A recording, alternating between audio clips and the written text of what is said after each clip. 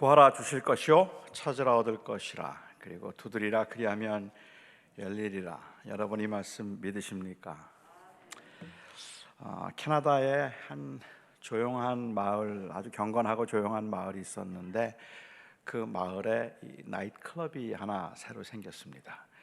교인들이 걱정을 하기 시작했어요. 경건했고 조용했던 마을인데 클럽이 들어오니까 혹시 시끄러워지거나 아니면 교인들이 문란해지지 않을까 하는 그러한 염려가 되어서 교회가 기도를 하기 시작했습니다. 이 나이트클럽이 문을 닫고 나가게 해달라고 그렇게 간절하게 기도를 했습니다. 근데 기도를 한 지 정말 얼마 되지 않아서 나이트클럽에 불이 났어요.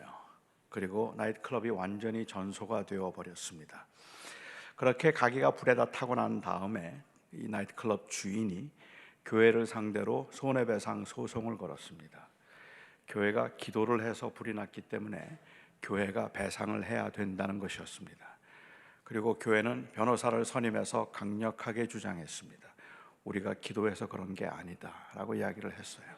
기도해도 그런 일이 일어나지 않는다, 그것을 주장했고 클럽 주인은 아니다, 틀림없이 기도했기 때문에 불이 난 것이라서 그 교회가 배상을 해야 된다고 이야기했습니다. 판사가 말하길 분명한 것은 나이트클럽 주인은 기도의 능력을 믿는 것 같고 교회는 기도의 능력을 믿지 않는 것 같다라고 그렇게 이야기를 했다고 합니다. 구하면 주신다, 찾으면 찾을 것이다, 얻을 것이다 하는 이 말씀을 우리는 주님이 하신 약속이니까 틀림없이 맞다고 믿습니다. 그것은 틀림없는 사실이라고 생각하지만 우리의 현실에서는 그대로 되지 않습니다. 아무리 구해도 되지 않고 아무리 우리가 찾아도 찾을 수 없는 경우들이 허다하게 많습니다.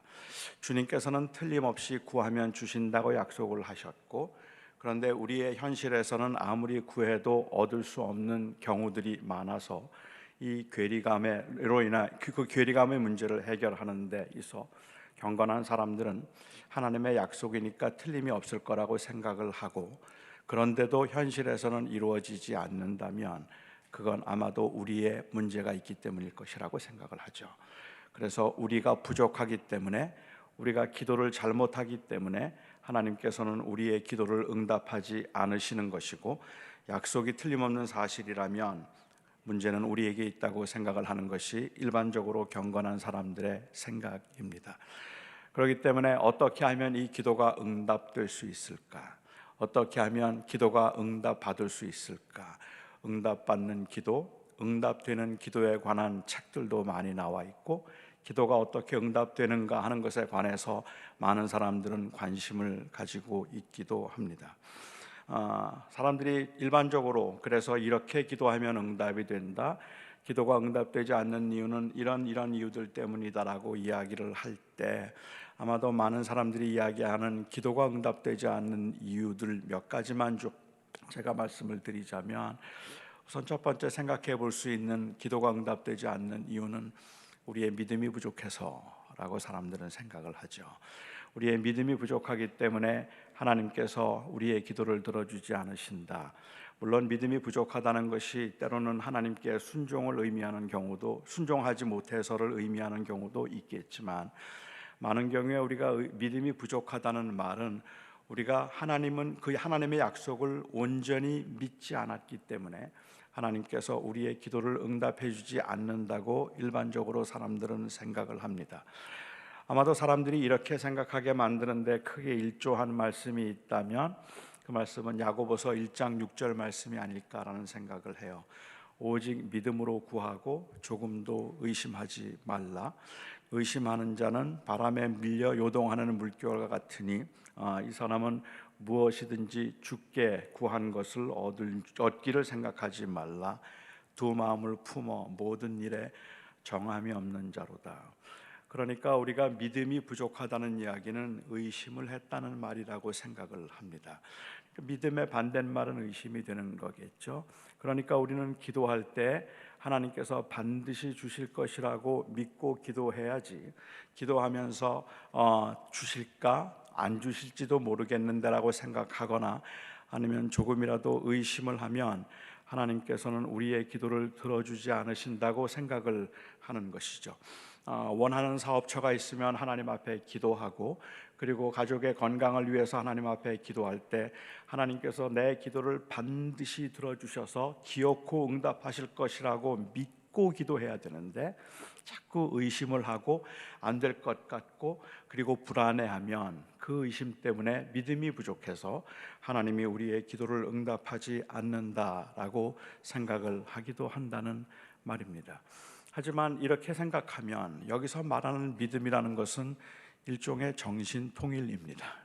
된다, 한다 하면 분명히 될 것이다. 그런데 안 되면 어떻게 하지? 그러면 의심막이 물리쳐야죠. 의심막이 물러갈지어다. 그리고 다시 기도를 합니다. 됩니다. 하나님 되게 해주셔서 감사합니다. 된 줄로 믿습니다. 우리의 청년들 혹시 원하는 자매가 있으면 형제들 기도 시작하세요. 하나님께서 그 자매를 저에게 주실 줄로 믿습니다. 주신 줄로 믿습니다. 그리고 찾아가서 자매요, 내가 기도를 시작했으니 그대는 내 것이니라, 이렇게 한번 말씀을 해보시면 교회에서는 믿음이 좋다고 말하고 세상에서는 스토커라고 보통 말을 합니다. 하지만 이것은 야고보서에 대한 심각한 오해라고 저는 생각합니다. 야고보서는 아마도 고난 중에 있는 성도들에게 편지를 보낸 것 같은데, 그 야고보서의 내용 가운데 우리는 6절 말씀을 따로 떼어서 보니까 그렇지만 사실은 5절과 연결을 시켜서 보면 5절에는 우리가 무엇을 구해야 할지가 이미 결정되어 있습니다. 그러니까 너희는 고난 중에 힘들 때 지혜가 부족하거든 후히 주시고 꾸짖지 아니하시는 하나님께 그 지혜를 구하라 라고 얘기합니다. 하나님, 왜 내가 이렇게 고난 가운데 삽니까? 하나님, 이 고난 가운데 내가 어떻게 해야 하는 겁니까? 하나님의 원하심을 찾고자 한다면 그 지혜를 구하라. 그런데 지혜를 구할 때 조금도 의심하지 말라. 무엇을 의심하지 말라는 말씀일까요? 아마도 13절, 14절, 17절 말씀들을 살펴보면 의심하지 말라는 것은 내가 구한 것은 반드시 이루어질 것을 의심하지 말라는 말씀이 아니라 하나님의 선하심을 의심하지 말라는 말입니다. 고난 가운데 있을 때에 하나님 앞에 지혜를 구하면서 하나님이 선하신 하나님이라는 사실을 의심하지 말라. 하나님의 선하심을 의심하면 다 무너져 버려요. 내가 이렇게 당하는 것이 너무 억울하다는 생각이 들 수도 있기 때문에 하나님은 선하신 하나님이라 그 선하신 하나님의 계획과 뜻이 있을 것이라는 믿음을 가지고 하나님이 왜 고난을 주시는지, 고난 가운데 내가 어떻게 해야 되는지 지혜를 구하라고 말씀하신 것이지, 우리가 원하는 것, 필요한 것 있다면 조금도 의심하지 말고 하나님 앞에 기도하라는 어떤 통일된, 분산되지 않은 그러한 그 마음의 상태가 기도가 응답되도록 만드는 비결이라고 말하고 있는 것은 아니라는 말입니다. 어느 한 할머니가 교회에서 목사님의 설교를 듣고 은혜를 받으셨어요. 그날 목사님의 설교는 겨자씨만한 믿음만 있어도 이 나무더러 뽑혀서 바다에 던지우라 하면 던지우리라 하는 말씀이었습니다. 겨자씨만한 믿음만 있어도 나무를 옮길 수 있다는 말씀에 은혜를 받고 할머니가 집에 돌아가셔서 기도를 시작했습니다. 그 집 앞들에 사과나무가 있었는데 이 사과나무가 전경을 가려서 영 보기가 흉했어요. 그래서 이 사과나무가 뒤뜰로 옮기게 해달라고 기도를 했습니다. 어찌 생각하면 참 순수한 믿음이잖아요. 앞뜰에 있는 사과나무가 뒤뜰로 옮겨가게 해달라고 간절하게 기도를 하고 주무셨는데 아침에 일어나서 나와보았습니다. 사과나무가 옮겨졌을까요? 여러분도 믿음이 없으시군요. 안 옮겨졌다고 생각하시나요? 안 옮겨졌어요. 이 할머니가 마음에 상처를 좀 받으셨습니다. 아니, 내가 겨자씨만한 믿음도 없단 말인가? 겨자씨만한 믿음만 있어도 나무가 옮긴다고 했는데 왜 안 옮겨졌을까? 목사님을 찾아가서 목사님에게 물었답니다. 목사님, 왜 겨자씨가, 내게 겨자씨만한 믿음도 없습니까? 왜 나무가 옮겨지지 않았습니까? 목사님이 곰곰이 생각하더니 그 할머님께 질문을 하셨습니다. 아침에 일어나서 사과나무를 보기 위해서 앞뜰로 가셨습니까? 뒤뜰로 가셨습니까? 앞뜰로 갔죠. 의심하셨군요. 그러니까 안 됐지요. 그 나무가 옮겨졌다고 믿고 뒤뜰로 갔어야지 옮겨졌을까? 생각하고 앞둘러 갔기 때문에 응답이 안 되었다고 그렇게 말씀을 하셨다고 해요. 정말 믿음이라는 것은 하나님을 온전히 신뢰하는 것을 의미하는 것이지 내 마음의 주관적 상태를 의미하는 건 아닙니다. 그러니까 결국은 하나님을 믿으라고 이야기를 하면 그 하나님을 신뢰하라는 의미이지 정신을 통일시켜서 내가 원하는 것들을 반드시 이루어질 것이라고 하는 그 마음의 상태를 다듬으라는 의미가 아니라는 말이죠. 그런데 우리는 믿음이 부족해서 기도가 응답이 안 된다 생각하고 하나님을 온전히 신뢰함에 있어서는 사실은 저희들은 참 언제나 믿음이 부족하다고 생각하기 때문에 우리의 기도가 응답될 가능성은 어찌 생각하면 거의 없는 건지도 모릅니다. 또 어떤 분들은 말씀하시기를 기도가 응답되지 않는 이유는 정성이 부족하기 때문에 그렇다고 이야기를 합니다.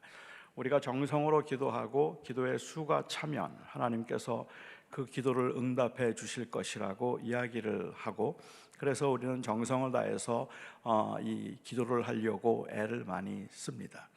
100일 기도를 하기도 하고 40일 금식 기도를 하는 사람도 있고 100일 철야를 하는 사람들도 있습니다. 저는 그 100일 철야 기도를 하고 30일 금식 기도를 40일 금식 기도를 한다고 하면 저는 그 간절함이 참 소중하다고 생각하지만, 그렇지만 만일 그 생각 속에 많이 기도하면 하나님이 들어주실 거라고 생각을 하기 때문에 많이 기도하는 것이라면 하나님께서는 많이 기도해야 들으시는 건 아니라고 생각합니다. 하나님은 그냥 우리의 신음까지도 들으시는 하나님이 얼마나 많이 기도했는가에 의해서 우리의 그 어렵고 그 극한 환난 가운데 있는 사람들의 상황을 살펴보지 않으시고 정성만 보시는 하나님은 아니기 때문에 그렇다 생각합니다. 사람들이 이렇게 생각하는 이유 중에 하나가 있다면 아마도 누가복음 18장에 나오는 비유 때문이 아닐까라는 생각을 하기는 합니다.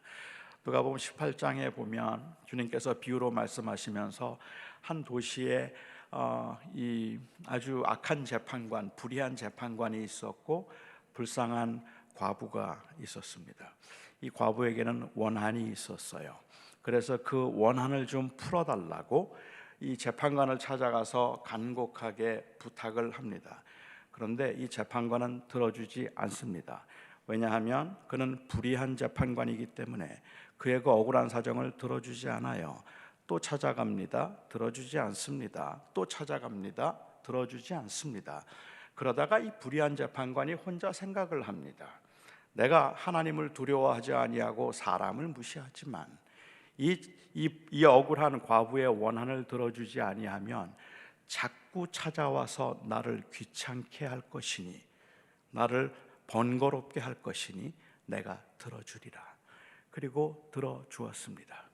주님께서는 이 비유를 말씀하시고 난 다음에 하물며 하늘에 계신 너희 아버지께서 너희의 원한을 들어주시지 않겠느냐라고 그렇게 말씀을 하셨어요. 그래서 마치 이 말씀은 우리도 하나님 앞에 이 과부처럼 강청하면, 그리고 계속해서 찾아가면 하나님은 우리의 기도를 들어주실 것이라는 말처럼 들리기는 한다는 말입니다. 하지만 만일 우리가 그렇게 그 비유를 해석하면 하나님은 불의한 재판관보다 훨씬 더 불의해집니다. 우리는 3년도 찾아갔고 5년도 기도했는데 여전히 들어주지 않는 기도들이 굉장히 많기 때문에 그렇다는 말입니다. 하나님께서 우리의 기도를 들어주시는 이유가 단순히 귀찮아서 자꾸 와서 구하니까 번거로워서 들어주시는 하나님이라면 우리가 그 하나님을 어떻게 신뢰할 수 있겠는가 말이죠. 오늘 주님께서 말씀하신 이 누가복음 18장에서 주님께서 말씀하신 비유는 사실은 여기에 불의한 재판관이 있는데 자꾸 구했더니 들어주었지, 이것처럼 우리도 너희도 자꾸 구하면 하나님이 들어주셔 하는 그 비교를 말하고 계시는 것이 아니라 사실은 하나님을 불의한 재판관과 대조시켜 말씀하고 계시는 것입니다. 여기에 불의한 재판관은 귀찮아서 들어주었지, 그렇다면 우리 하나님이 너희의 신음을 듣지 않으실까 말이에요. 그 하나님이 우리의 기도가 하나라도 땅에 떨어지는 게 있을까? 17장 말씀에서 환난에 관한 말씀을 하셨거든요. 누가복음에. 그렇게 대환난에 관한 말씀을 하시고 난 다음에 그 환난 가운데 있을 때라도 너희가 낭망하지 말고 기도해야 하는 이유는 많이 기도하면 들어주시기 때문에 그런 것이 아니라 너희가 그렇게 기도해야 하는 이유는 하나님은 우리의 기도를 다 듣고 계시기 때문이라는 거예요. 하나님은 우리의 기도 중에 하나도 땅에 떨어뜨리는 것이 없고, 심지어는 우리가 기도할 수 없어서 그냥 토했던 우리의 그 신음조차도 하나님은 기억하시는 분이십니다. 하나님은 우리의 사정과 형편은 아랑곳하지 아니하시고 정한 대로 기도의 수를 세고 계시는 분이 아니라는 말이죠. 많이 기도하면 하나님이 들어주신다고 생각했던 사람들은 사실은 이방인들이었습니다. 주님께서도 그래서 이방인들에게 관해서 말씀하시면서 너희는 중언부언하지 말라 말씀하십니다. 이방인들은 많이 기도하여야 들을 줄 알거니와 하늘에 계신 너희 아버지께서는 너희가 구하기 전에 너희에게 있어야 할 것을 아시느니라 라고 말씀을 하셨죠. 그러니까는 이방인들은 중언부언, 여기에 중언부언이라는 말의 의미는 뭐 말을 더듬는다든지 이런 의미가 아니라 meaningless babbling입니다. 의미 없는 반복이에요. 의미 없는 반복. 많이 기도하면 들을 줄을 알아서, 그래서 마치 묵주를 돌리듯이 절을 하듯이 뭐 3,000배를 하듯이 하나님 들어주세요, 하나님 들어주세요, 하나님 들어주세요, 하나님 주세요, 하나님 고쳐주세요. 100번 했다. 하나님 고쳐주세요, 하나님 고쳐주세요, 하나님 고쳐주세요. 이제 200번 남았네. 그렇게 해서 기도의 수를 채우기를 하나님께서 기뻐하시는 게 아니라는 말입니다. 하나님은 이미 우리가 기도하기 전부터 우리에게 무엇이 있어야 하는 것을 아는 거죠. 하지만 우리가 오해하지 말아야 되는 것은 반복이 문제가 있다는 게 아닙니다. 의미 없이 많이 해야 들을 줄 알고 하는 반복이 문제가 있는 것이죠. 우리의 기도는 어쩔 수 없이 반복입니다. 그런데 그 반복의 의미는 사실은 간절함을 의미할 뿐입니다. 제가 동부에서 사역할 때 권사님 한 분이 정말로 기도를 많이 하시던 권사님입니다. 아침마다 새벽마다 나오셔서 기도를 하시는데 기도를 참 잘하기도 하시고, 그리고 기도를 정말 간절하게 진실하게 기도하는 분이었어요. 한 1시간은 기도를 하셨던 것 같아요. 매일 그렇게 기도를 하셨거든요. 그런데 그 아들이 31살 된 아들이 심장마비로 쓰러졌습니다. 그리고 병원에 코마 상태가 되었어요. 그 코마 상태에서 이제 뇌사를 판정하기 위해서 그 검사하는 한 30분에서 1시간 정도 호흡기를 다 떼고 하는 그 검사 과정이 있는데, 그 검사를 하는 동안에 그 권사님이 제 손을 붙잡고 그리고 그 병원 복도를 다니면서 딱 2마디 하시더라고요. 하나님 잘못했어요. 하나님 살려주세요. 하나님 잘못했어요. 하나님 살려주세요. 하나님 한 번만 살려주세요. 하나님 살려주세요. 하나님 살려주세요. 입에 그냥 달고 다니세요. 아마 100번은 훨씬 넘게 그렇게 하셨을 거예요. 수백 번 하셨겠죠. 하나님 잘못했어요. 하나님 살려주세요. 아무 말도 못 하더라고요. 그런데 그거는 의미 없는 반복이 아니에요. 그게 바로 간절함이에요. 그 간절함, 마음속에 있는 어찌 말로도 표현할 수 없고 말로 담을 수 없을 만큼이나 그 속에 있는 답답함을 가지고 하나님 앞에 하나님 도와달라고, 하나님 살려달라고, 아버지 한 번만 도와달라고, 하나님 은혜를 달라고 그렇게 기도하는 그 부르짖는 그 기도들은 저는 반복이 아니라고 생각합니다. 그렇기 때문에 의미 없는 반복이 아니라고 생각합니다. 그러니까 그건 별로 문제가 되지 않아요. 다만 많이 기도하면 들으신다고 생각하는 경우겠죠. 사실은 그래서 기도의 수가 차야 하나님이 응답하신다고 말할 때도 우리의 정성이 하나님의 마음을 움직인다는 그러한 의미보다도, 사실 계시록에 있는 말씀에도 보면 그 의미는 하나님의 때가 이를 때에 하나님께서 역사하시고 일하실 것이니 그 때가 이르기까지 낙심하지 말고 기도하라는 말이지, 기도의 수를 채우라는 의미는 아닙니다. 그러니까 정성이 부족해서 기도가 응답이 안 된다는 그 말도 저는 조금 이의를 제기하고 싶기도 해요. 세 번째로 사람들이 기도가 응답되지 않는 이유를 하나님의 뜻대로 기도하지 않기 때문에 라고 이야기를 하기도 합니다. 너무 정답이라고 생각을 해요. 그런데 우리의 문제는 하나님의 뜻이 뭔지 모른다는 겁니다. 그러니까 우리는 기도할 때 하나님의 뜻을 따라서 구하면 맞는데, 내가 지금 이걸 달라고 하는 게 하나님의 뜻인지 하나님의 뜻이 아닌지, 내가 유학을 가겠다고 기도하는 게 하나님의 뜻인지 아니면 하나님의 뜻이 아닌지 모르니까, 그러니까 기도를 하면서도 하나님의 뜻을 따라 구할 수는 없어요. 엄밀한 의미에서 뜻을 모르니까. 그래서 많은 분들은 그냥 내 뜻이 아니라 아버지의 뜻대로 하옵소서라고 기도를 합니다. 모든 기도 끝에 이 하는 그 기도가, 어떤 분들은 그렇잖아요. 1시간 동안 하나님, 저희 가정을 지켜주셔서 이번에 우리 남편 꼭 그 직장에 되게 해주시고, 남편이 건강해질 수 있게 하시고, 우리 아내가 다시 건강이 회복될 수 있게 해주시옵소서, 우리 아들들 이번에 취직할 수 있게 해주시옵소서, 하나님 우리 교회를 불쌍히 여기셔서 성장시켜 주시옵소서. 1시간 동안은 눈물로 기도하고, 그리고 난 다음에 그 기도를 마감하면서, 그러나 주님, 내 뜻대로 마옵시고 아버지의 뜻대로 하옵소서라고 기도해요. 이해 안 되는 부분이죠. 그럴 거라면 뭐하러 1시간을 기도했을까? 그냥 뜻대로 하세요 이랬으면 될걸. 그런데 왜 1시간 동안 내 원하는 걸 다 이야기하고 난 다음에 그러나 내 뜻대로 마옵시고 아버지의 뜻대로 하옵소서라고 기도할까? 저에게는 이런 원함과 간절함이 있지만 하나님이 원하심이 이루어지기를 원합니다 라는 그러한 의미라면 저는 너무 귀하다고 생각해요. 그런데 어떤 경우에는 아버지의 뜻대로 하옵소서라는 기도가 사실은 굉장히 일종의 패스워드처럼, 비밀번호, 이 어떤 문을 여는 그러한 열쇠처럼 싹 생각하는 경우도 가끔은 있는 것 같더라는 말입니다.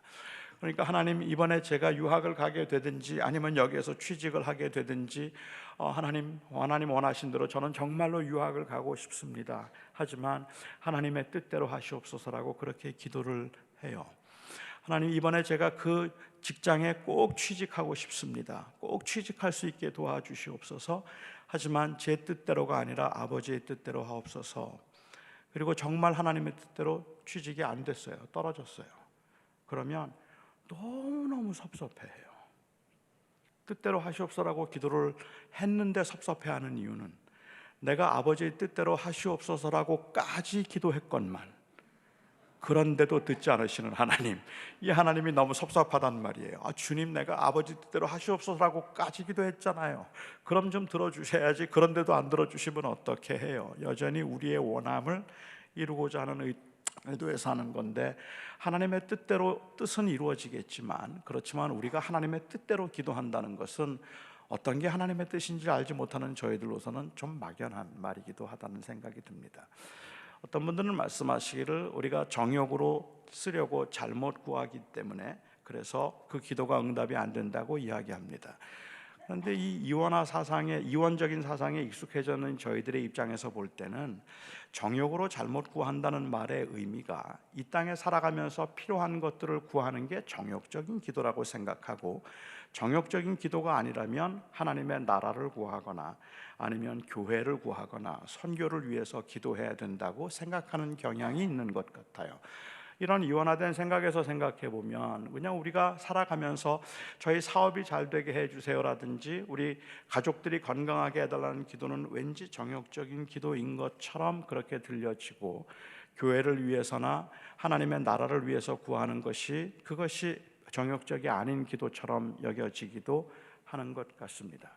하지만 사실은 우리가 그렇게 이원화시켜서 일상의 삶을 정욕적인 것이라고 생각하고 세속적인 것이라고 생각하고, 그리고 종교적인 것들만 거룩한 것이라고 생각하는 것은 다분히 문제가 있다고 저는 생각합니다.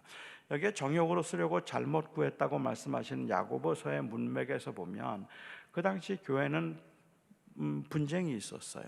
특별히 독선적인 선생들 때문에 교회 안에 싸움이 일어났는데, 그렇게 분쟁이 있을 때 야고보가 그 교회에 보낸 편지 가운데, 너희가 얻지 못함은 구하지 아니하며 구하여도 얻지 못함은 정욕으로 쓰려고 잘못 구하기 때문에 그렇다. 교회가 문제가 생기면 기도해야지. 그런데 기도를 해도 응답이 되지 않는 이유는 너희 기도가 정욕적이기 때문에 그런 거야.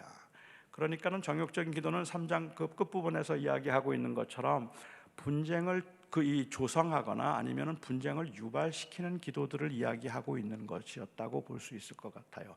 예를 들면 이런 겁니다. 교회에 분쟁이 생겼습니다. 그 분쟁이 생기고 난 다음에 교인들이 기도를 하기 시작해요. 그래서 한쪽 파에서 다른 쪽 파가 물러가게 해달라고 기도하고, 하나님 저들을 모두 다 물리쳐 주셔서 저 문제 일으키는 사람들이 사라지거나 아니면 회개하게 해 주시옵소서라고 기도를 하고 있다는 말입니다. 그런데 그 기도 속에 자기의 죄를 뉘우치고 회개하는 기도는 없어요. 그냥 다 남이 잘못한 거라 남이 잘못되기만을, 남이 회개하기만을 기도하는 거죠.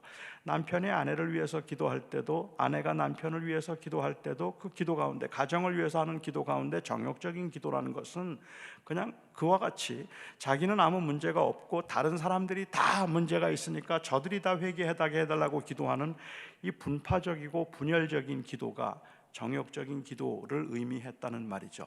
진실로 기도했다면 회개하겠죠. 그러면 그 안에 화목이 있었겠죠.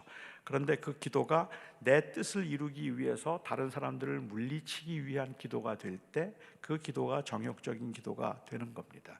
우리는 우리의 일상에서 필요한 것들을 구하는 걸 정욕이라고 생각할 필요가 없겠고, 그래서 하나님 앞에서 정욕적으로 안 보이려고 애를 쓸 필요도 없을 것 같아요.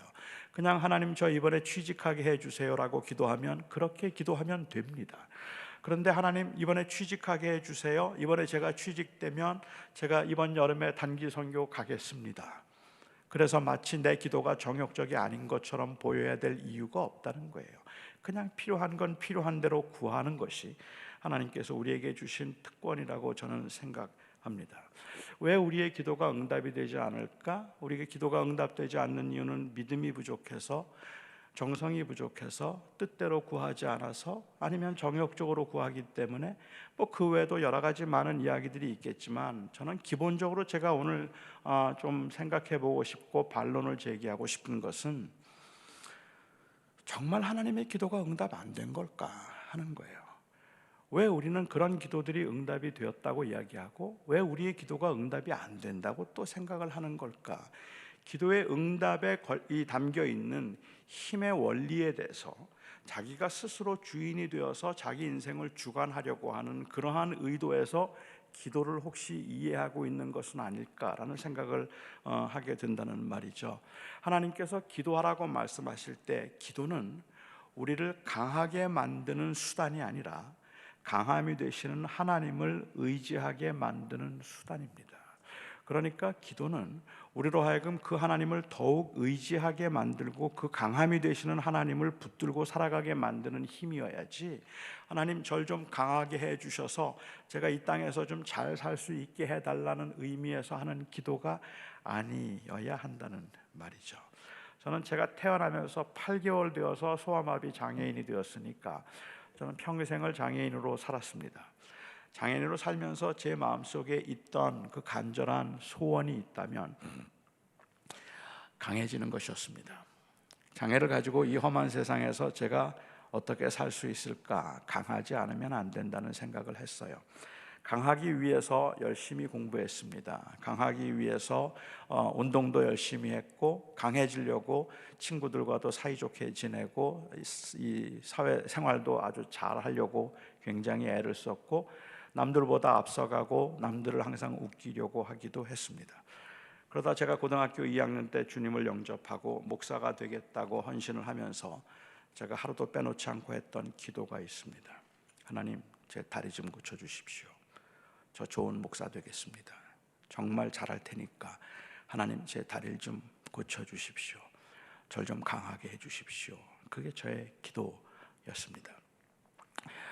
한 4년을 저는 빼놓지 않고 기도를 했어요. 이 기도가 어떻게 응답이 되었는가 하는 것에 관해서는 제가 내일 저녁에 좀 더 말씀을 드리도록 하고, 그렇게 4년을 제가 기도를 했는데 어떤 한 집회에서 저에게 깨달음을 하나님께서 주셨습니다. 그 깨달음은 그렇게 4년을 기도했던 굉장히 실망하고 좌절했던 저에게 주님께서 말씀하신 건, 결국은 제가 했던 기도는 하나님 절 좀 강하게 해주세요 하는 그 기도였어요. 제가 이 다리가 불편해서는 제대로 인생 못 삽니다. 그러니까 주님 절 좀 강하게 해주세요. Make me strong. 절 좀 강하게 해주십시오. 그리고 그때 그 집에서 저에게 깨닫게 해주셨던 주님의 깨달음, 주님의 음성은 난 너를 강하게 하지 않겠다는 것이었습니다. I'm not gonna make you strong. 난 너를 강하게 하지 않을 거야. 하지만 내가 너의 강함이 되어 주겠다. 이제부터는 너 나 없이는 못 살 걸. 이제 너 스스로 잘할 수 있는 게 아니라 너의 그 연약함 때문에 나의 약함이 곧 강함이라고 했던 그 바울의 고백처럼 너는 그 약함 때문에 나 의지하고 살아야 할 걸. 주님은 그 기도를 통해서 저는 제가 강해지기를 원했고 주님께서는 그 기도를 통해서 제가 강하게 하기보다 오히려 저의 강함이 되어 주기를 원하셨습니다. 그러니까 기도라는 것이 그냥 우리가 하나님을 경험하며 하나님을 동행함이라고 생각을 하면 하나님은 우리의 연약 가운데 우리의 모든 기도를 다 들어주셨음에도 불구하고 강해지려고 하는 욕구가 남아있는 우리들로서는 하나님이 하나도 기도를 응답하지 않는 것처럼 보여진다는 말입니다. 왜 내 기도를 응답하지 않으실까? 왜 나를 강하게 해주지 않으실까? 라는 그러한 그 의심, 의문, 답답함, 억울함들이 있다는 말이죠. 오늘 본문의 비유를 보아도 그런 것 같아요. 주님께서 말씀하시기를 무엇인지 구하라고 말씀하시면서 그 비유에서 말씀하시기를 자식이 떡을 달라 하는데 돌을 줄 아비가 있겠으며 자식이 생선을 달라고 하는데 뱀을 줄 아비가 있겠느냐.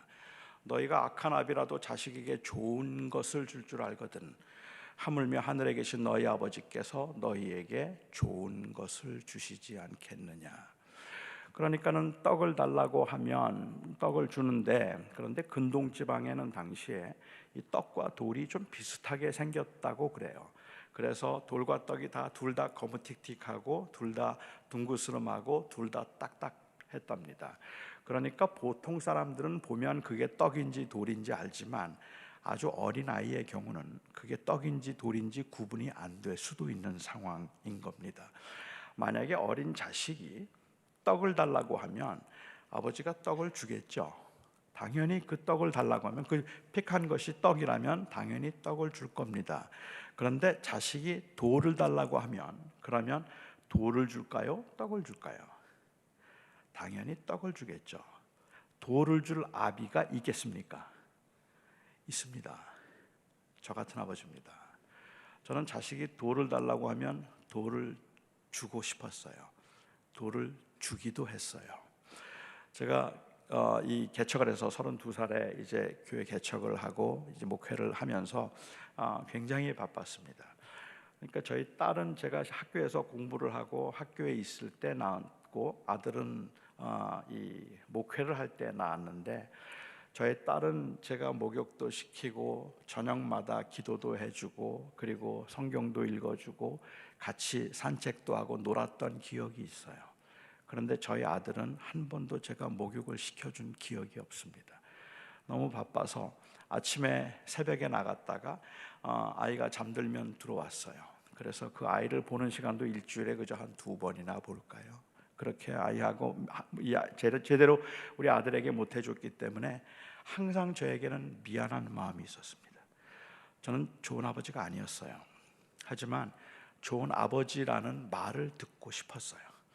그래서 저는 좋은 아버지는 아니지만 좋은 아버지라는 말을 듣고 싶어서 그 말을 듣고 싶어서 제가 어쩌다가 저희 아들과 함께 쇼핑을 가게 되면 그러면 이제 저희 아들하고 같이 나면서 저희 아들이 그래요. 아빠 아이스크림 먹고 싶어.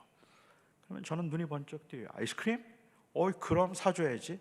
그리고는 아이스크림 섹션으로 가죠. 저희 아들에게 말합니다. 뭐든지 다 골라. 내가 다 사줄게. 뭐든지 네가 원하는 대로 골라봐. 그러면 제 아들은 좋아하면서 이런저런 아이스크림을 다 삽니다. 저는 그거 다 사줍니다. 그리고 아빠 빵? 그럼 빵 사줘야지. 그리고는 또 빵을 파는 곳에 가서 원하는 대로 빵을 사게 해요. 뭐든지 원하는 대로. 저희 아들이 나오면서 정말 기분 좋아서 저에게 하는 말 중에 저를 정말 기분 좋게 하는 말이 뭔지 아세요? 아빠가 최고야. 엄마는 안 사줘. 이 말이 이렇게 듣기가 좋을 수가 없어요. 엄마는 안 사주는데 아빠는 최고야. 그리고 저는 그 기분이 좋아서 집에 들어가면서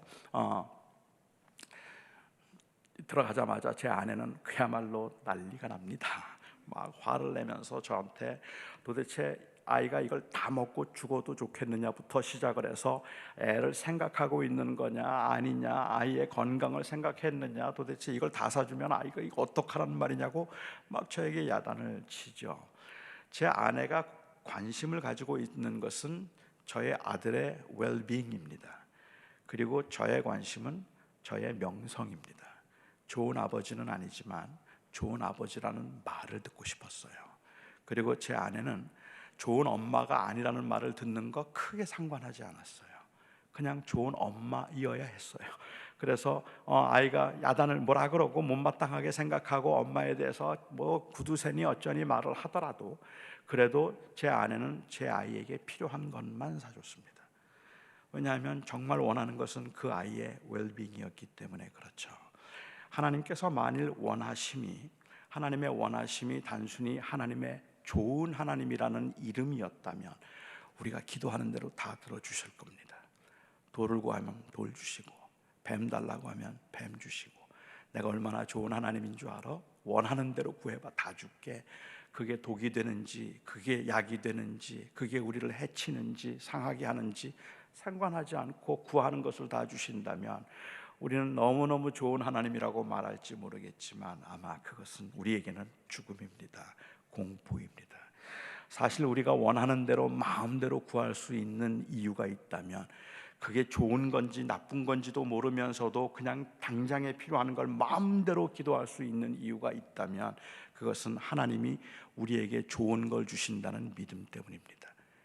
구한 대로 다 주신다면 아마 여러분도 기도 함부로 못할 겁니다. 조심해서, 너무 무서워서 제대로 기도하기 어려울 거라고 저는 생각해요. 하나님이 떡을 달라고 하면 떡을 주시지만 돌을 달라고 하면 우리 하나님은 구한 대로 주시는 것이 아니라 떡을 주십니다. 만약에 우리가 구하지 않으면 어떻죠? 안 구하면 주실까요? 제가 지금 기도 이야기를 하니까 안 구하면 안 주신다는 게 정답일 것 같은데, 그런데 우리의 삶의 현장에서 보면 안 구해도 주시죠.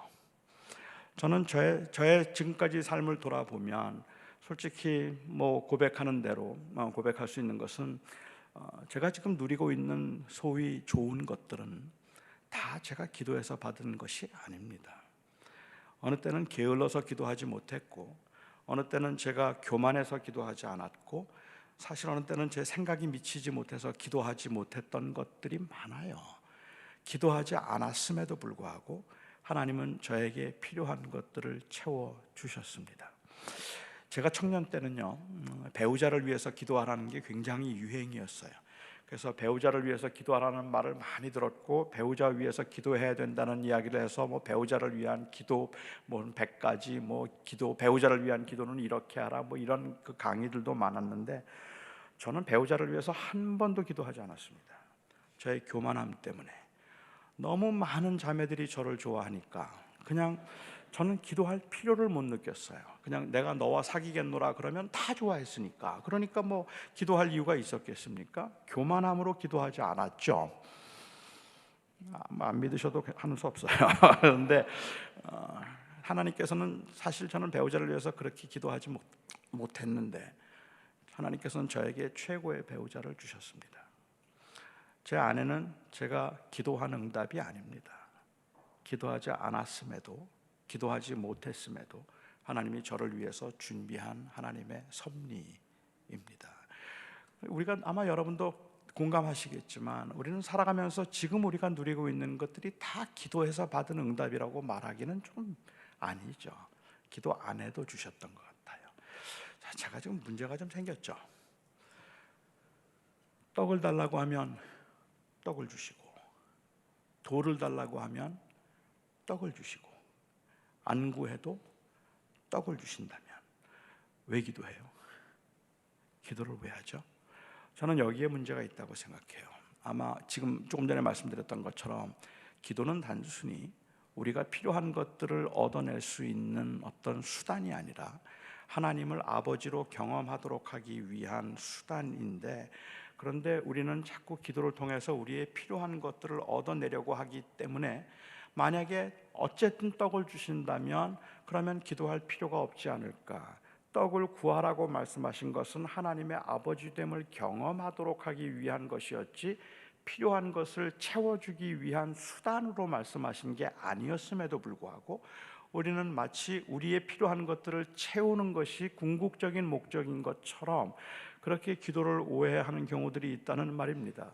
우리가 무엇을 구하든지 아버지께서 너희에게 좋은 것을 주시지 않겠느냐. 재미있게도 누가는 이 똑같은 말씀을 아버지께서 성령을 주시지 않겠느냐라는 말로 그렇게 다시 설명을 했습니다. 하나님께서 성령을 주시지 않겠느냐. 성령이 하시는 가장 궁극적인 일은 하나님을 아버지라고 부르도록 하는 것이잖아요. 그러니까 우리가 하나님을 아버지로 경험하도록 하는 것이 바로 기도의 목적이라고 저는 생각을 합니다. 제가 신학교에 있을 때 저희 신학교 교수 중에 한 분이 닥터 그린웨이라고 하는 분이 계셨어요. 이분이 선교학 교수였는데 멕시코에서 한 12년 동안 선교를 하셨던 분입니다. 그 선교 현장에서 그가 경험한 이야기를 저희와 한번 나누신 적이 있는데요. 그 멕시코에서 선교를 할 때 한 번은 누가 밖에서 문을 두들기더래요. 나가 보았더니 한 10살쯤 되어 보이는 여자아이가 문 밖에 서 있었습니다. 너무 꾀죄죄하고 너무 더럽고 그리고 초췌하고 두려움과 불안에 가득 찬 얼굴을 하고 그 문 앞에서 떨면서 서 있는 거예요. 너무 안 되어서 이 아이를 일단 들어오라고 했습니다.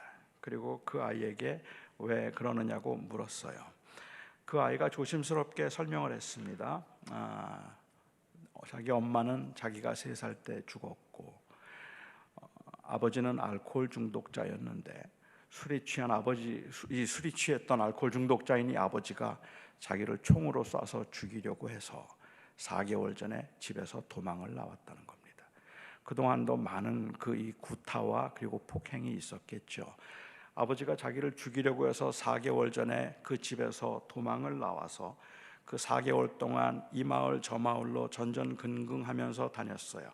쓰레기통을 뒤지기도 하고 구걸을 하기도 하고 없으면 굶기도 하고 그렇게 버겁게 4개월 동안은 힘들게 흘러서 그 마을까지 왔는데 이 집이 선교사의 집인 걸 알게 된 거예요. 그래서 혹시 저녁이라도 한 끼 얻어먹을 수 있을까 해서 용기를 내어서 문을 두들긴 거죠. 그린웨이의 입장에서는 이 아이에게 그냥 저녁 한 끼를 먹여서 내보낼 수가 없었어요. 다시 그냥 한 끼만 주어서 내보낼 수는 없었고 일단은 그 집에 있으라고 한 후에 그리고 가족들이 의논을 했습니다. 그 당시에 그린웨이에게는 딸이 넷이 있었는데 그런데 가족들이 함께 의논하면서 우리가 합법적인 절차를 거쳐서 이 아이의 동의를 얻고 물론 그 아이를 입양하자 결정했어요. 이 아이를 그냥 내보낼 수는 없겠고 우리가 이 아이를 딸 삼자. 그래서 가족들이 그렇게 하기로 했습니다. 아이에게 그렇게 이야기를 하고 이제 드디어 입양을 했습니다. 입양을 하면서 그 아이에게 그린웨이가 말했다 그래요. 이제부터 내가 네 아버지야. 이 집에 있는 건 다 네 거나 마찬가지야. 내가 원하는 게 있다면 뭐든지 먹어도 괜찮아. 혹시 내게 필요한 게 있다면 언제든지 나한테 구해라. 뭐 필요한 거 있으면 언제나 나한테 말해. 내가 네 아버지야. 이 아이는 그러겠다고 고맙다고 했습니다. 그런데 이 여자아이는 한 번도 그린웨이에게 자기의 필요한 것을 구하지 않았습니다. 자기가 어려운 형편에 있든지 아니면 자기의 필요한 것이 있어도 한 번도 그 그린웨이를 찾아와서 뭐가 필요한데 사달라는 말을 한 번도 하지 않았어요. 여러분 이 아이의 심정을 이해하실 수 있겠습니까? 어쩌면 한 번도 사랑을 받아보지 못했기 때문에 오는 두려움일지도 모르겠어요. 혹시 잘못 구했다가 쫓겨나는 거 아닌가라는 그러한 것, 아니면 그 사랑을 어떻게 하는지를 몰랐는지도 모르겠어요. 저는 이 여자아이의 마음을 조금은 이해할 수 있습니다. 저희가 아이가 셋이 있습니다. 우리 딸과 아들, 그리고 막내 아들이 지금 20살입니다. 막내 아들은 한국에서 1살 때 저희가 입양한 아들입니다. 1살 때 저희가 이 아이를 입양을 해서 집에 왔는데 저는 아이가 순한 줄 알았어요. 그런데 시간이 지나면서 이 아이가 순한 게 아니라 눈치를 보고 있구나 하는 것을 자꾸 느끼게 되었어요. 한 살이 좀 넘었는데도 아마 한국에서 한 3번 4번 그 보모를 바꾸면서 이 아이가 갖게 된 생존 본능인지는 몰라도 잘 울지를 않더라고요. 그래서 순한 줄만 알았습니다. 어릴 적에 말도 잘, 그래서 말이 더듬고 말을 잘 하지 못해서 혹시 자폐가 아닐까, 아니면 언어에 무슨 지장이 있는 거 아닌가 해서 검사도 다 받아보았는데 아무 문제가 없다는데도 이 아이는 자기 표현을 제대로 하지를 못했습니다. 5살쯤 되었을 때 이 형이 좀 장난이 있어요. 5살 차인데, 그래서 동생이 장난감을 가지고 놀고 있으면 그걸 뺏어가요. 그러면 그 형이 장난감을 뺏어가면 보통 가정에서는 그날 난리가 나야 합니다. 울고 불고, 그리고 저를 찾아와서 형이 내 거 뺏어갔다고 형 좀 야단쳐달라고, 저거 도로 뺏어달라고, 그렇게 하는 게 그게 정상이잖아요. 그런데 저희 막내 아들은 형이 장난감을 뺏어가면 이렇게 쳐다봐요. 그리고 방에 들어가서 문을 닫고 혼자 울어요. 그런데 한 번도 저한테 와서 형을 야단쳐달라든지 형 걸 뺏어달라는 말을 하지 않습니다. 아주 옛날에 아이폰 나오기 전에 아이파드라고 음악을 듣는 그 아이파드가 하나 있었는데, 제가 한국에 오면서 우리 막내 아들한테 물었어요. 우리 막내 아들 이름이 명우입니다. 명우야, 내가 한국 가는데 뭐 사다 줄까? 저희 아들의 특유의 대답이 있습니다. 아무것도 필요 없대요. I'm okay, nothing. 아니, 뭐든지 필요한 거 있으면 말해, 내가 사다 줄게. 필요 없다 그래요. 고맙다고. 제가 제 아내에게 물었습니다. 우리 명우 뭐 사다 주면 좋아할까? 그 당시에 아이파드를 사주라 그래요. 누나도 형도 그리고 친구들도 아이파드로 음악을 듣고 있는데 그걸 그렇게 부러워하는 것 같더라고. 그래서 제가 한국에서 나가면서 아이파드를 하나 사가지고 와서 깜짝 선물을 주었습니다. 깜짝 놀랐어요. 그리고 고맙다 그래요. 그날 밤에 제가 그 아이가 자고 있는 방을 살짝 들어가 봤는데, 이 아이가 이 아이파드가 너무 좋아서 이걸 가슴에 품고 귀에 꽂고 이렇게 안고 자고 있어요. 그런데 그걸 안고 자고 있는 그 모습을 보는데 제 마음이 자꾸 아픈 거예요. 아니, 저렇게 좋으면 사달라 그러지. 저렇게 갖고 싶었는데 그거를 사달라는 말을 왜 못했을까? 저 아이는 아직도 나를 아버지라고 생각하지 않나? 그런 마음이 좀 들었던 것 같아요. 한 6년 전에 저희 딸이 결혼을 했습니다. 저는 LA에 살고 있었고 저희 딸은 동부에 있었기 때문에 동부에서 결혼식을 했는데, 그 동부에서 결혼식을 하는 제 딸을 돕기 위해서 제 아내는 먼저 동부로 갔고, 저는 결혼식 전날 우리 막내 아들을 데리고 이 동부로 가기로 그렇게 계획을 세웠습니다. 근데 동부로 가기 이틀 전에 저희 아들에게 전화가 왔어요. 그리고는 저희 아들이 학교에서 운동을 하다가 다리를 다쳤다는 거예요. 조금 짜증이 났죠. 지금 큰일이 앞에 있는데 이제 또 여행을 해야 되는데 다리를 다치면 어떡하나 싶어서 좀 짜증이 나긴 했는데, 제가 제 아들에게 많이 아프냐 그랬더니 뭐 조금 아프다 그래요. 제가 제 아들에게 얘기했습니다. 우리 집 근처에 한의원 하는 우리 집사님이 계시니까 내가 부탁을 드려 놓을 테니까 그 집사님이 우리 집에 오셔서 침을 놔주실 거야. 침 맞으면 괜찮을 거야. 괜찮겠지? 그러자 제 아들이 괜찮을 거라고 그렇게 하겠다고 했습니다. 집사님께 부탁을 드려서 저희 집사님이 저희 집에 와서 아들에게 침을 놔주고 가셨어요. 다리가 좀 붓기는 했는데 하루만 더 침을 맞으면 괜찮아질 수도 있겠다고, 한 번 더 침을 맞고 경과를 보자고 하세요. 그래서 제가 그러겠다고 했습니다. 그리고 집에 들어가서 아들에게 그렇게 설명을 하고, 한 번 더 침 맞으면 괜찮을 거야. 괜찮겠지?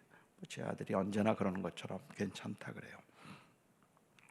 그리고 저는 이제 방으로 들어갔고, 새벽에 한 4시쯤 새벽 기도를 가기 위해서 나왔는데 우리 아들 방에 불이 켜져 있어요. 그러니까 제가 문을 열고 들어가 보았습니다. 아이가 밤새도록 울었어요. 눈이 퉁퉁 부었어요.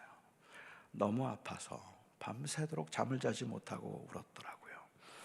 제가 들어가서 마음이 좀 안 됐는데 많이 아파 그랬더니 조금 아프다 그래요. 제가 제 아들에게 오늘 한 번만 더 침 맞으면 될 거야. 그날이 수요일이었는데 제가 수요일 날은 워낙에 바쁘니까 오전 오후 예배하고 뭐 준비하라고 너무 바빠서, 내가 오늘 교회 때문에 너무 바빠서 못 들어오는데 늦게 들어올 텐데 집사님 오셔서 침 한 번 더 놔주시면 되니까 침 한 번 더 맞자. 우리 아들이 그러겠다고 했습니다. 그리고 저는 교회로 나왔죠. 오전이 됐는데 형 마음이 불편해요. 그래서 제가 집에 들어가서 이 아이를 데리고 병원 응급실로 갔습니다. 사진을 찍더니 의사 선생님이 조금 놀래요. 많이 아팠을 텐데 어떻게 참았느냐고. 다리뼈가 2개가 부러졌어요.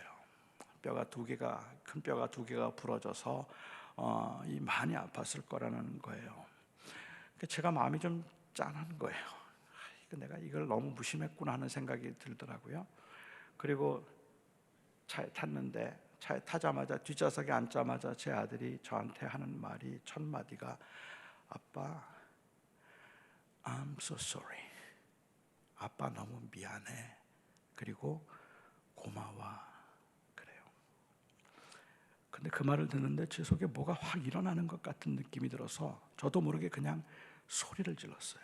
이놈아, 그럴 때는 미안하다 그러는 거 아니야. 그럴 때는 아빠 고마워 미안해 그러는 거 아니야. 그럴 때는 화를 내는 거야. 아빠 들었지? 다리뼈 부러졌대잖아.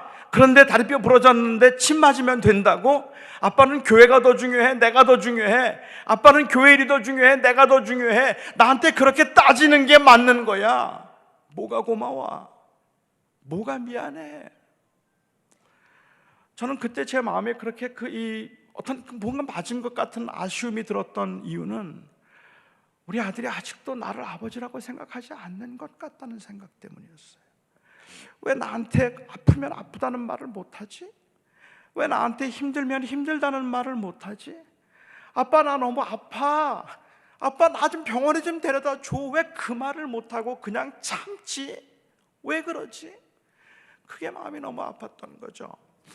최근에 한 2년 전에 저희는 켄터키로 이사를 갔어요. LA에서. 근데 우리 아들은 미시간에 있는 대학을 다니고 있었는데 저는 학교를 잘 다니고 있는 줄 알았어요.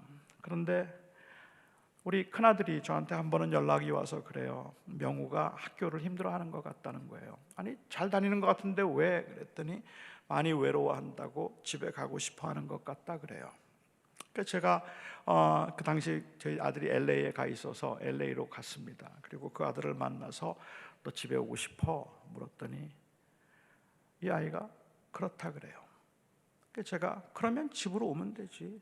학교 근처에 있는 학교로 옮겨서 대학교를 집에서 다니는 걸로 하자. 그 말을 했는데 저희 아들이 갑자기 막 울어요. 제가 아니 학교 힘들면 나한테 말하면 되는데 왜 말 안 했어? 미안해서 아빠. 뭐가 미안해? 내가 아빠인데. 그런데 미안해서 말을 못했다고 그래요. 그린이가 서재에 앉아 있는데 이 아이가 여자아이가 문을 두들기더니 들어왔습니다. 그리고는 조용히 책상 옆에 섰어요. 돌아앉으면서 왜 그래? 뭐 해줄까? 무슨 일이야? 물었습니다. 그러자 이 아이가 아주 조심스럽게 조용히 아빠 신발끈 하나가 필요해요. 그 말을 듣는데 그린에이는 돌아앉아서 울었다고 했습니다. 너무 감격스러워서. 얘가 나보고 아빠라 그랬어. 얘가 나한테 필요한 걸 나보고 달라고 그랬어. 그게 너무 좋아서 돌아앉아서 그는 울었다고 했습니다. 저는 기도가 그거라고 생각합니다. 주님께서 우리들에게 무엇이든지 나한테 구해. 뭐든지 구하라. 그리고 내가 네 아버지인 것을 알라. 주님께서는 말씀하십니다. 우리 주님의 그 지혜로운 가운데 어느 때는 그거 안 돼 말씀하시겠죠. 어느 때는 좀 기다려봐 말씀하실 수도 있겠죠. 바로 주시는 때도 있겠죠. 또 돌이라면 아마 절대로 안 주시겠죠. 하지만 그 모든 상황에서 하나님이 우리에게 기도하라고 말씀하실 때, 기도를 무엇이든지 구하라고 말씀하실 때 그 의미는 내가 내 인생의 주인이 되어서 살아가면서 필요한 것들을 다 채워주겠다는 약속이 아니라 내가 네 아버지가 되어주겠다는 약속이라는 말입니다. 그리고 그 하나님의 아버지 되심을 경험할 수 있도록 하기 위해서 우리는 기도하는 거죠. 많이 기도한다고 들어주지 않는 거라면 그러면 기도할 마음이 생기겠습니까? 정말 그럴까요? 정말 여러분은 기도하실 때 하나님께서 나의 기도를 다 들으시고 내 신음까지도 들으시는 그 하나님이 나의 기도를 들으시고 나와 함께 하신다는 사실을 경험하는 것보다 당장 내게 필요하고 원하는 것들을 체험받는 게 더 절실하고 필요하다고 생각하십니까? 저는 오히려 우리가 간절하게 하나님 앞에 기도할 수 있게 만들고 지금이라도 하나님 앞에 무엇이든지, 아프면 아프다고, 힘들면 힘들다고, 정말로 나 그거 없으면 죽을 것 같다고 하나님 앞에 부르짖고 부둥켜 기도할 수 있게 만드는 그 근거는 내가 이렇게 기도하면 하나님은 내 소원을 들어주실 수밖에 없을 거라는 그러한 그 생각 때문이 아니라, 내 기도를 들으시는 나의 아버지 하나님은 선하신 좋으신 나의 아버지라는 믿음 때문에 우리는 무엇이든지 구할 수 있다는 말입니다. 한 번은 한 자매가 저에게 상담을 요청했어요. 그리고는 저에게 그런 이야기를 해요. 교통사고로 최근에 남편이 두 다리가 잘렸답니다. 그 다리가 둘이 다 잘렸는데 5살 되고 6살 된 딸이 있는데 집에서 식사를 하게 되거나 같이 기도를 할 때가 되면 이 딸들이 항상 기도한대요. 아버지, 자기 아빠 다리 나오게 해달라고 기도하는데, 그런데 이 자매는 다리가 안 나오는 걸 자기는 안 돼요. 나는 아는데 이 딸들이 기도하다 상처를 받을 것 같은데 기도를 아빠 그 다리 안 나올 거야, 그러니까 그런 기도는 하지 마라고 그렇게 가르쳐 주는 게 좋을까요? 아니면 그냥 그렇게 원하는 대로 기도하게 해주는 게 좋을까요? 물었습니다. 저는 뭐 어떤 게 정답인지는 잘 모르겠어요. 근데 저라면, 제가 그 자매에게 저라면 그냥 기도하게 하겠다고 했습니다. 그 기도가 될까 안 될까를 계산해보고 따져서 안 될 건 기도하지 않고 될 것만 기도하는 게 아니라, 사실은 그 응답되지 않는 기도처럼 보이는, 그 아무리 기도해도 다리가 나오지 않는 그 과정을 통해서라도 하나님은 경험될 수 있기 때문에 그렇습니다. 그 하나님을 경험할 수 있도록 하기 위함이라면 우리는 되느냐 안 되느냐를 묻지 말고, 그거 기도해도 안 될 걸 그렇게 말하지 말고 그냥 아버지 앞에 힘든 건 힘든 대로, 너무 아픈 건, 너무 어려운 건 너무 어려운 대로 하나님 도와달라고 기도하는 게 마땅합니다. 그 기도를 통하여 우리는 하나님이 우리 아버지이심을 경험할 수 있는 것, 그게 바로 기도이기 때문에 그렇습니다. 여러분들의 기도 중에 하나도 땅에 떨어진 기도가 없습니다. 하나님은 여러분의 모든 기도를 들으시고 기억하시고, 그리고 그 하나님께서는 심지어는 그 기도를 통해서 하나님은 하나님의 뜻을 이루어 가셨습니다.